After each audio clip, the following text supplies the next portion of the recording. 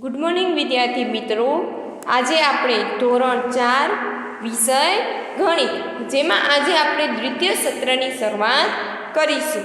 તેમાં પ્રથમ ચેપ્ટર છે એટલે કે દ્વિતીય સત્રનું પ્રથમ ચેપ્ટર છે ગાડું અને પૈડા, પ્રકરણ નંબર 8. તમે ચિત્રમાં જોઈ શકો છો તો જુઓ, વર્તુળવાળી વસ્તુ છે એ ખૂબ જ દેખાય છે. અરે જુઓ, આ પૈડું કેટલું મોટું છે, મેં ક્યારે આવું પૈડું જોયું નથી. હવે અહીં એક છોકરો કહે છે કે આ પૈડું કેટલું મોટું છે, મેં તો આવું પૈડું છે એ ક્યાંય જોયું નથી. તમે તમારી આજુબાજુ ઘણી ગોળ વસ્તુઓ જોઈ હશે. તમારી નોટબુકમાં કેટલીક વધુ વસ્તુઓની યાદી બનાવો. તમારી આજુબાજુ જેટલી પણ ગોળ વસ્તુઓ છે એ વસ્તુઓની યાદી છે તમારે નોટબુકમાં લખવાની છે. હવે છે ગોળ બંગડી. તમે ક્યારે બંગડીની દુકાને ગયા છો? તો કે હા, છોકરીઓ હશે એ તો બંગડીની દુકાને બંગડી ખરીદવા માટે તો ગઈ જ હશે. હું આ બંગડીઓ પહેરી શકતી નથી, આ ખૂબ જ નાની છે. છોકરી બોલે છે કે હું આ બંગડી નથી પહેરી શકતી, આ બંગડી છે એ ખૂબ જ નાની છે. અનુમાન કરો, આમાંની કઈ બંગડી તમારા માપની છે? તમે ચિત્રમાં જોઈ શકો છો ગ્રીન કલર, ઓરેન્જ કલર અને બ્લુ કલરની 3 બંગડીઓ છે. એ 3 બંગડીઓમાંથી તમારા માપની બંગડી કઈ છે એનું અનુમાન કરવાનું છે, એટલે કે અંદાજ લગાવવાનો છે. હવે છે એક તાર લો, તેમાંથી તમારા માટે બંગડી બનાવો. હવે એક તાર લેવાનો છે તમને અને એમાંથી તમારા માપની બંગડી બનાવવાની છે. પછી એ તમારા શિક્ષિકા બહેન કે તમારી મમ્મીને એ બંગડી પહેરાવવાની છે. એ બંગડી પહેરી શકે છે કે નથી પહેરી શકતા એ જોવાનું છે. બંગડીનો ઉપયોગ વર્તુળની આકૃતિ દોરવા માટે પણ થઈ શકે છે. વર્તુળની જો આપણે આકૃતિ દોરવી હશે તો બંગડીનો ઉપયોગ આપણે કરી શકીએ છીએ. તમારી આજુબાજુ એવી કઈ વસ્તુઓ છે કે જેનો ઉપયોગ તમે વર્તુળની આકૃતિ દોરવા માટે કરી શકો છો? તમારી આજુબાજુ એવી કેટલી વસ્તુઓ છે, કઈ કઈ વસ્તુઓ છે કે તમે વર્તુળ દોરવા માટે તેમનો ઉપયોગ કરી શકો છો? તો પરિકર છે, બંગડી છે, બોટલનું ઢાંકણું છે, આવી ઘણી બધી વસ્તુઓ છે જેમની તમને યાદી છે અહીં લખવાની છે. આમાંની કેટલીક વસ્તુઓની મદદથી તમારી નોટબુકમાં કે મેદાન પર વર્તુળની આકૃતિ દોરો. હવે આમાંથી છે એ તમારે જે વસ્તુની પસંદગી કરી છે એ વસ્તુ લઈ અને તમારી નોટબુક ઉપર કે મેદાન ઉપર એ વર્તુળ દોરવાના છે. પછી તમારે જોવાનું છે કે સૌથી નાનું વર્તુળ છે એ કઈ વસ્તુથી બન્યું અને સૌથી મોટું વર્તુળ છે એ પણ કઈ વસ્તુથી બન્યું. વર્તુળ સાથેની રમતો. બાળકો કેટલીક રમતો રમી રહ્યા છે. તમે પ્રથમ રમત નંબર 1માં જોઈ શકો છો કે બાળકો છે એ વર્તુળ બનાવીને બેઠા છે.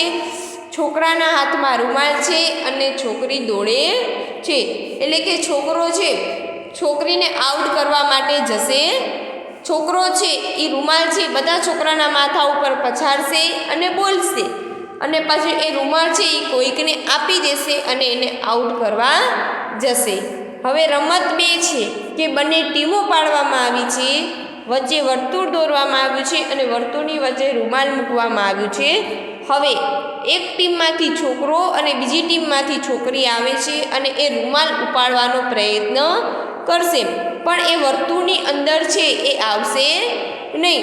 વર્તુળની આજુબાજુ ફરશે અને એ રૂમાલ ઉપાડવાનો પ્રયત્ન કરશે. જે રૂમાલ ઉપાડશે એને એ બીજી વ્યક્તિ છે સામેવાળી એ એમને આઉટ કરવા માટે જશે. મેદાનમાં એક મોટું વર્તુળ બનાવવું છે, પરંતુ તેઓ લીટી દ્વારા આકૃતિ બનાવી શકતા નથી.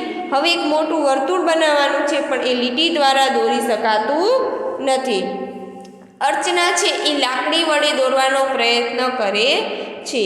ચીપુ અને નૈના તે કોઈ પણ રીતે વર્તુળ જેવું દેખાતું નથી. ચીપુ અને નૈના કહે છે અર્ચનાને કે આ તો વર્તુળ જેવું તો કાંઈ લાગતું જ નથી.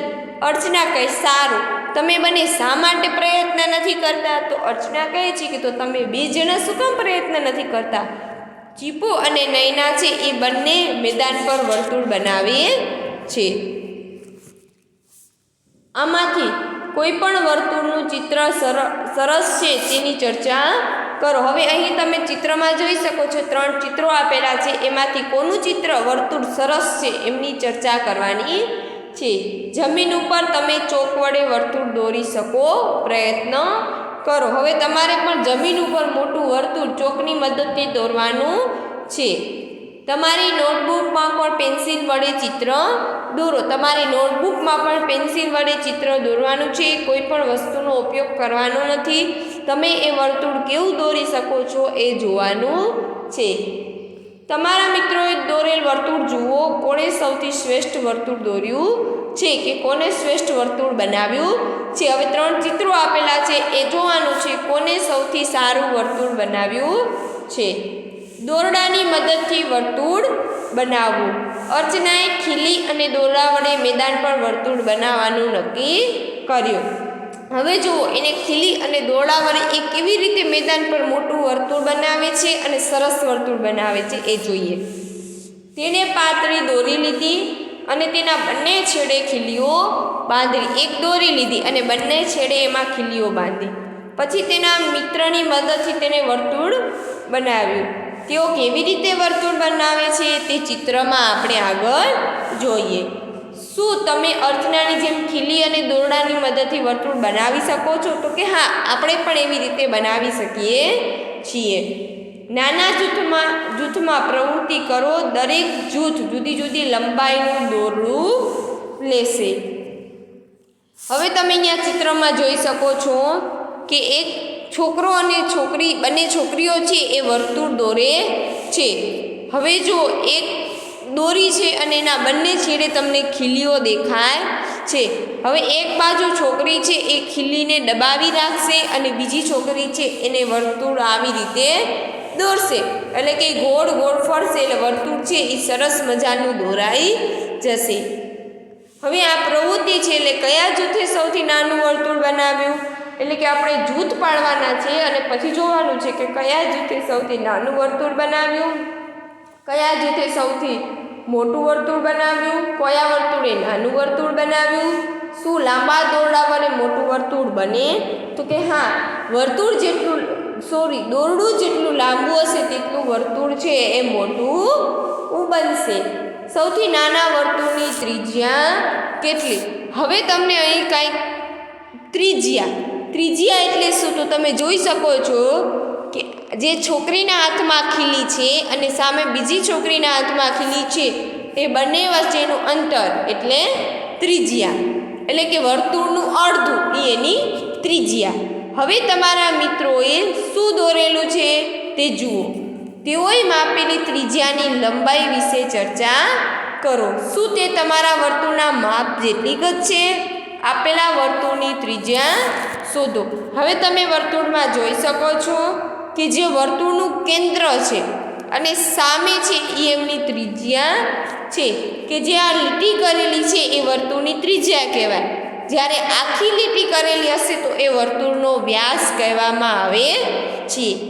જે દોરને વ્યાસ છે એ હંમેશા ત્રિજ્યા કરતાં બમણો જ હશે અને ત્રિજ્યા છે એ વ્યાસ કરતાં હંમેશા અડધી હશે. ફરીથી તમે યાદ રાખજો, ત્રિજ્યા છે એ વ્યાસ કરતાં અડધી હશે અને વ્યાસ છે એ ત્રિજ્યા કરતાં બમણો હશે. જે દોરડાનો ઉપયોગ કરે છે તેની લંબાઈ વર્તુળની ત્રિજ્યાની લંબાઈ બરાબર હોવી જોઈએ. અનુમાન કરો કે કયા વર્તુળની ત્રિજ્યા સૌથી લાંબી હશે. એટલે કે તમારી જે તમે બંને ખીલીઓ છે એ તમારી ત્રિજ્યા કહેવાશે. માપપટ્ટીની મદદથી આ બંનેની ત્રિજ્યા દોરી. ત્રિજ્યાની લંબાઈ શોધો. હવે તમારે અહીં વર્તુળ આપેલા છે એમની ત્રિજ્યા દોરવાની છે. એટલે કે તમે જે વચ્ચેનું કેન્દ્ર બિંદુ કે વચ્ચે તમને જે ટપકું દેખાય છે એ કહેવામાં આવે છે વર્તુળનું કેન્દ્ર. ત્યાંથી કરી અને વર્તુળ સુધી તમે ગમે ત્યાં વર્તુળમાં ગમે એ બાજુથી તમે ત્રિજ્યા દોરી શકો છો. હવે તમારે 3માંથી માપવાનું છે કે લીલા રંગના વર્તુળની ત્રિજ્યા કેટલી અને વાદળી રંગના વર્તુળની ત્રિજ્યા કેટલી. હવે તમે એને કેવી રીતે માપશો? તો તમારી જે સ્કેલ છે, ફૂટપટ્ટી છે, એ 0 છે.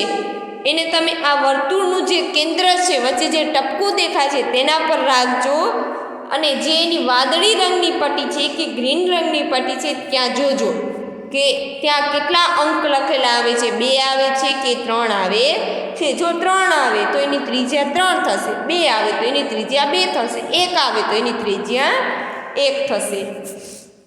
હવે છે શોધો. સાયકલ અથવા બળદગાડાના પૈડાની ત્રિજ્યા માપો.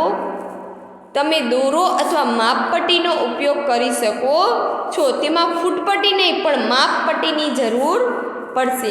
શું સાયકલ અને બળદગાડાના પૈડાની ત્રિજ્યા સરખી હોય? એ તમારે અનુમાન લગાવવાનું છે. એ આપણે માપવા તો જઈ શકવાના નથી. તમે ટ્રેક્ટર કે રોડ રોલર જોયું છે? તમે જોયેલ હોય તેમાંથી સૌથી મોટું પૈડું કયું છે? તમે પૈડા જોયા હોય, સાયકલનું હોય, સ્કૂટરનું હોય, બાઇકનું હોય, તમે સૌથી મોટું પૈડું કોનું જોયું છે એ લખવાનું છે. શું ટ્રેક્ટર કે રોડ રોલરના બધા જ પૈડાની ત્રિજ્યા એક સરખી હોય? તો કે ના, બધા વાહનના પૈડાની ત્રિજ્યા છે એ અલગ અલગ હોય છે. Thank you.